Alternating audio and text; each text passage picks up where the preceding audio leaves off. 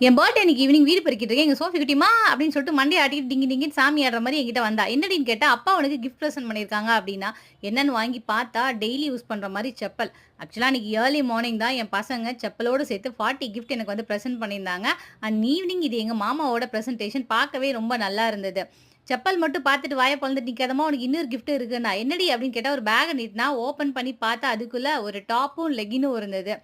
ஆக்சுவலா dress choose பண்றதுல என் ஹஸ்பண்ட வந்து அடிச்சுக்க யாராலுமே முடியாது. யாருமே சூஸ் பண்ணாத கலர்ல தான் டாப்பே அவங்க சூஸ் பண்ணியிருந்தாங்க. ரொம்ப நல்லா இருந்தது. எல்லாரும் கேக்க கட் பண்ணிட்டு கிஃப்ட் வாங்குவாங்க. பட் நான் கிஃப்ட் வாங்கிட்டு அதுக்கப்புறம் கேக் கட் பண்ணேன். மார்னிங் என் பசங்க வந்து அழகா ஒரு கேக்க கட் பண்ணாங்க. அதுக்கு டஃப் குடுக்குற மாரி எங்க மாமா ஈவினிங் 1 கேஜில இன்னொரு கேக்க வாங்கிட்டு வந்து இதையும் கட் பண்ணுமா அப்டின்ட்டாங்க. நான் அழகா அத கட் பண்ணி எங்க மாமாக்கு ஊட்டி விட்டுட்டு, எங்க மாமா எனக்கு ஊட்டி விட்டாங்க. அண்ட் நான் பசங்களுக்குலாம் ஊட்டி முடிச்சதுக்கப்புறம் எங்க சோனா குட்டி அந்த கேக்கு பக்கத்திலேயே உட்காந்துட்டு இருந்தா. எப்படா ஊட்டி முடிச்சுட்டு மிச்ச கேக்க நமக்கு தருவாங்கன்னு சொல்லிட்டு.